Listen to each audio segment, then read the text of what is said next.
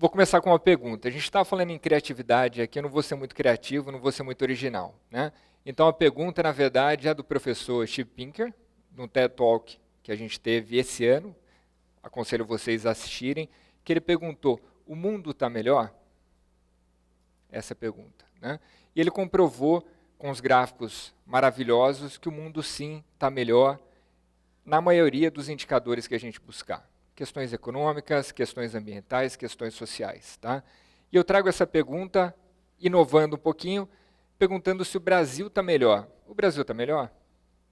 Né? Comparado ao quê? Comparado a quando?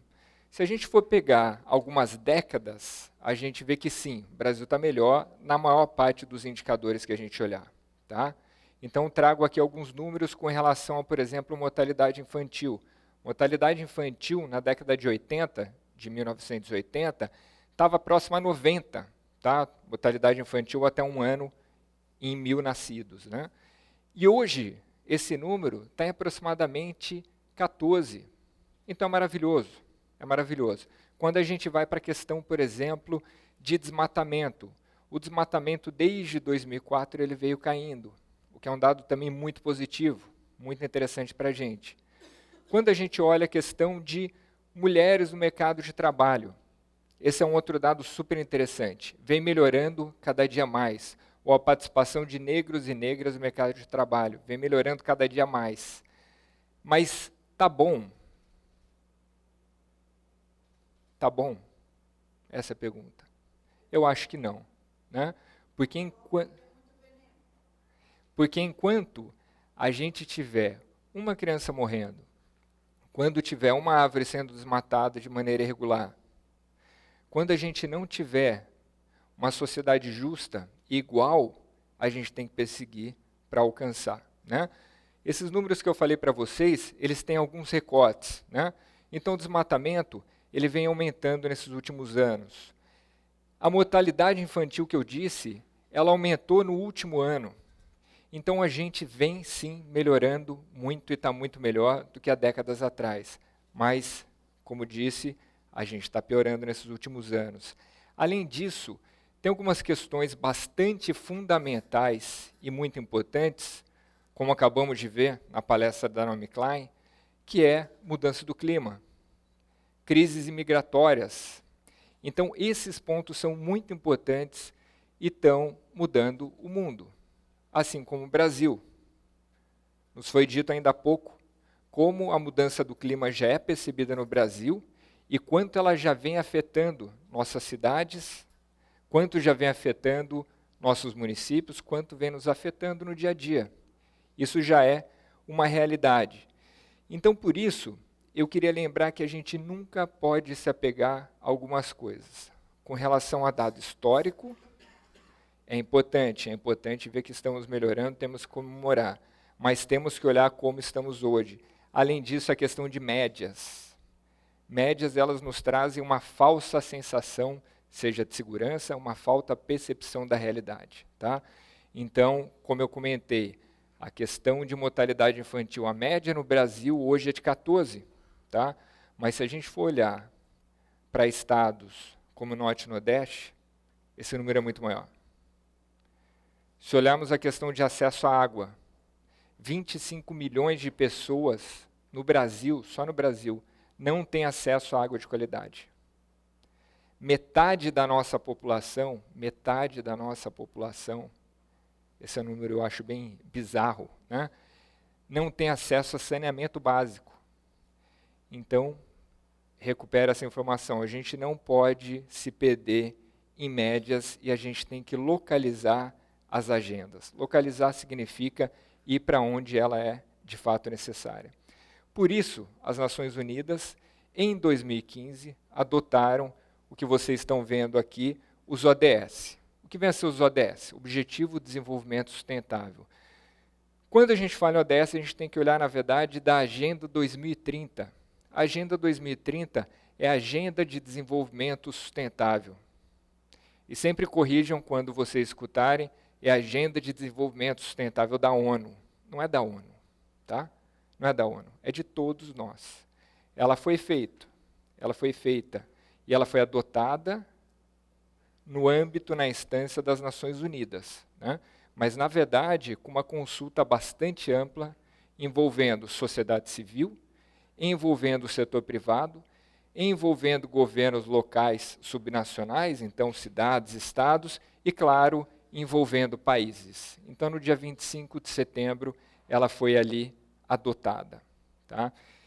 E o que é interessante aqui da agenda que a gente tem que notar, essa agenda tem algumas premissas. Uma delas é que ela é interligada, integrada, indivisível. O que significa isso?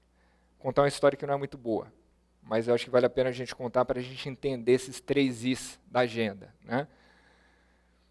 Bastante chocante, que é o quê? Ainda no mundo, milhões de pessoas, e algumas centenas de milhões, andam mais de 5 quilômetros por dia para buscarem água. Quanta gente anda? Né? Alguns passos, né? E para ter água potável, água limpa, essas pessoas andam e muitas vezes não é uma água de qualidade. Então, quando eu falo isso, só nessa frase, eu tratei de alguns ODS, que estão ali. Então, eu trato de ODS 1, que fala de pobreza, eu trato de ODS 6, fala de água, do 7, que fala de energia, e continuando a história, falo do 10, desigualdades, por que não?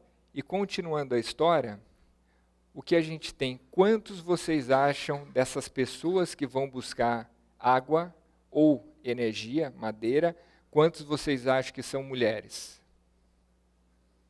Quanto vocês chutariam? Escutei 50%, 70% aqui. Na verdade, é 90%. 90%. 65% mulheres e 25% meninas. Tá? Então, aqui eu falo do quê? ODS 5. Aí eu venho para mais uma parte da história. A maior parte dos estupros que ocorrem no mundo ocorrem no trajeto em busca de água e energia. Então, aqui eu trago ODS 16. Falo de justiça, né? De violência. Então, por isso, gente, a gente tem que sempre lembrar que essa agenda ela é interligada, indivisível e integrada. Não dá para a gente olhar sobre um aspecto, a gente tem que olhar o todo. E aí eu pergunto a vocês, de quem é a responsabilidade da agenda? De quem é? Quem tem que fazer essa agenda andar? Né? Essa agenda, como diria uma grande amiga, é o to-do list da humanidade, ou seja, a lista de afazeres da humanidade. Né? É como e para onde a gente tem que caminhar, como a gente tem que estar em 2030. A responsabilidade é de todo mundo.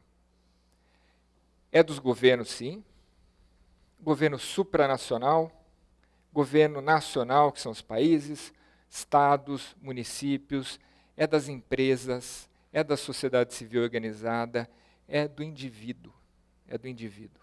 Todo mundo tem que focar na agenda para que a gente atinja esses objetivos. Mas aqui eu quero focar em um dos atores, nas empresas. E vou fazer uma comparação. O número é 200. Dos 200 maiores PIBs do mundo, se compararmos PIBs à receita, quantos são empresas? Alguma tentativa aí? Quantos são empresas? De 200, comparando países a empresas. Quantos são empresas? 70, escutei 70, 180, 180 é um pouco exagero, mas 154. Então, se a gente listar de 1 a 200, 154 são empresas. Né? Então, a gente vê o potencial de impacto que essas organizações têm. Impactos positivos ou então negativos. Tá? Mas, por que eu quero dar atenção para esse público? Porque eu entendo que por conta desse potencial que eles têm, e eu procuro olhar o potencial não só positivo, também o negativo, mas estimular o positivo, acho que isso que tem que ser feito, né, sem dúvida nenhuma, eu acredito que as empresas são parte bastante importante nessa mudança, no atingimento dessas metas. Tá?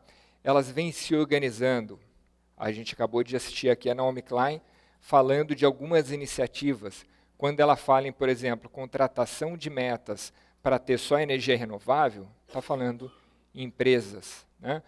Quando se fala em contratação de metas ou coalizões que se tem por aí, RE100, por exemplo, são empresas que vão comprar só energia renovável. Tá? A gente tem, acabamos de ver uma palestra sobre resíduos, a gente tem então coalizões, compromissos das empresas globalmente falando em resíduos. Tá?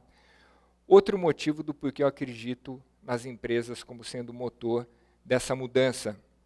A gente tem um outro dado bem interessante, que é o quê? A gente vê cada dia mais países, às vezes de esquerda, às vezes de direita, às vezes mais conservador, às vezes mais liberal, e aí muitas vezes transformam de uma democracia numa ditadura, né? Ou seja, a gente vê idas e vindas de governos, tá? Independente de onde eles estão no espectro político. Tá? Com as empresas, o que a gente percebe, o setor privado, que quando eles contratam algumas metas, eles vão perseguir essas metas. Tá?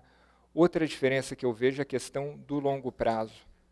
Então, as empresas conseguem ali estabelecer metas para 10 anos, 20 anos, o que para governos é muito difícil. Em se tratando do nosso país, a gente vê a dificuldade que a gente tem e muitas vezes as políticas são renovadas a cada 4 anos. Tá? Por isso que eu acho que as empresas têm uma parte bastante fundamental na mudança dessa agenda, na virada desse jogo e no atingimento das metas. Né? Quando a gente trata de países, no cenário global, a gente pensa no multilateralismo. Constantemente escutamos que o multilateralismo está em crise. Né? Mas o que falar do globalismo econômico, a globalização que foi aí estabelecida, e quando a gente pensa, então, na interconectividade que existe, a interconexão que cada um de nós aqui, cada uma de nós aqui, temos com qualquer pessoa em qualquer parte do mundo. Então isso ninguém tira. Por isso que eu entendo que, de novo, as empresas têm um papel fundamental e o indivíduo também tem um papel bastante fundamental. Por isso, gente, eu queria trazer aqui que o quê? Para que a agenda de fato ela funcione, para que a gente atinja os objetivos. São 17 objetivos, 169 metas. Tá? E as metas são as mais diversas. Falei aqui em desmatamento, falei aqui em mortalidade infantil, poderia ter falado de trânsito, poderia ter falado de mudança do clima, de emprego, seja lá o que for. O espectro é muito grande para a gente tratar de todos os dilemas da humanidade. Tá? Então a ideia é que a gente viva num mundo saudável, com todos os recursos naturais disponíveis para a humanidade, só que, claro, que a gente consiga cada vez mais, ao invés de desgastá-lo, recuperá-lo. Isso é muito importante. Mas o lema da agenda, que eu queria trazer aqui, é o que? Da Agenda 2030, é não deixar ninguém para trás.